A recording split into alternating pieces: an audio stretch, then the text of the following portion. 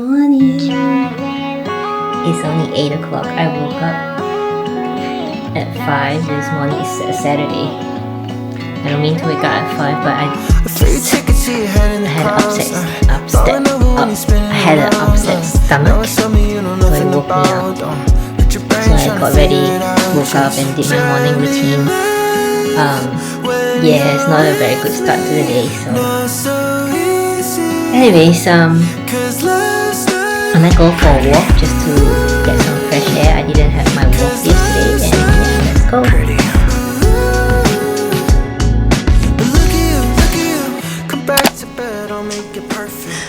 I just saw this really funny post by Swiss in Singapore on her Instagram, and she was complaining that why Singaporean doesn't say hi. What I like about Singapore is the fact that no one says hi to you. So I enter the changing room at the gym and I say hi everyone, and people stare at me like I'm some kind of alien. And also when I enter the lift at my condo, I say hi. People stare at me and they don't even say hi back. It costs $0 to just say hi and be friendly. But apparently this is a zero. So she was saying that she went into the gym and the changing room. She just walked in and said hi everyone, and nobody responded to her. Poor thing. And I had a similar experience, and it was so bad. I was so embarrassed. Like last year, I was back in Singapore, and I was trying to take the bus. So I was walking towards a bus stop, and as I was approaching the bus stop, there is just one other lady there. And there are seats at the bus stop for you to be able to sit down and while you wait for your bus. So I was walking towards the bus stop, and as I approached and crossed paths with her as she was sitting down, I just maintained eye contact. I looked at her and I say hi, and she just like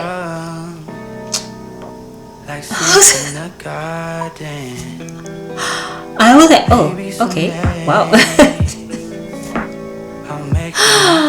I was so embarrassed, and immediately I call my best friend. I just passed someone in the bus stop and I say hi, but she snubbed me. And he's like, of course, you think people in the Singaporean accent, like he said, of course lah, you think people think you're insurance agent.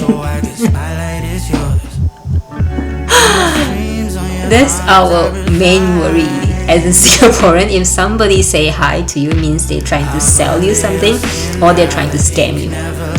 Oh, when did we become so what's the word? Cold? I don't know, suspicious? Yeah, I mean this is something I really missed in Singapore, like being friendly to each other. Like in Australia, whenever I go for a walk and I walk past someone, if we cross paths, we always maintain eye contact, we smile and we say hi, you know, like sometimes even a small talk or greeting or something, like someone with the dog and we were like, oh, it's so cute. Like, I mean, dogs is easy, they are not just chain magnet, but they're anything magnet. So I mean, like in Singapore we have become so, what's the word, like just unbelievably cynical. Yeah, cynical. I think, you know, we mistake friendliness for an ulterior motive. I think maybe there's too many incidents out there of people getting scammed or cheated or something, you know. So you never know.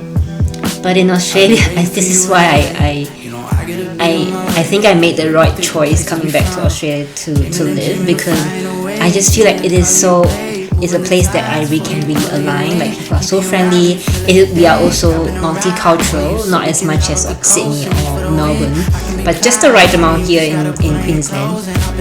And yeah, people are friendly. The life here is easy and it's beautiful. Like compared to Singapore, there's so much more nature and quality of life is amazing. The beaches are beautiful here. I wish I surf. No, I don't. But yeah, I think it's such a shame because Singapore I'm proud to be called Singaporean, but this is something about Singaporeans that I really don't align with. There is a Hokkien phrase in Singapore that we use. It's called Paiseh. So Paiseh just means embarrassed, you know. So like when I crossed paths with that lady at the bus stop and she snubbed me, I was so embarrassed. Like my face was fully red and I just wish that I could find a hole and put my face in it like an ostrich, you know. So it was really embarrassing. Yeah, I must say so. And I'm sure there's lots more foreigners who felt the same way as well, because it's just not the type of culture. They're just not the type of culture that openly greets someone in that way out of the blue, unless you have a hidden agenda. And after that bus stop incident, I realized that Singaporeans just don't greet each other. Very rarely I have like a nice interaction, like a small talk interaction.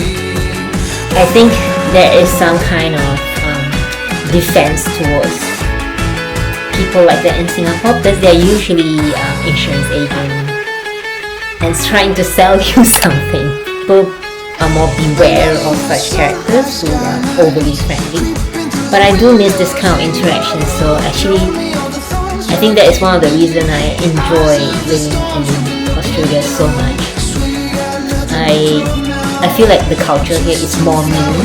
So after that bus stop incident, I actually felt like I am more of a foreigner in Singapore than I am in Australia. There's this sense of displacement, dreaming of the day of coming back to Australia, and you know, the nature and the people and the culture and just the way of life is so much more suitable for me. Like I couldn't stand the high rise and the shopping center and the bright lights, and what I do like the food culture. You know, I wish there's a little bit more here in Australia or in Brisbane or in Gold Coast, where I am not right now. When I first came back in May after my accident, and when I landed at the Brisbane airport, and everything felt so familiar, and I knew, okay, yeah, I made the right choice. Although I have only a few friends here, all my family is in Singapore, and my best friend is in Singapore as well, but I really love living here. I think we've become so cynical that we forgot that there are actually kindness in the world, you know.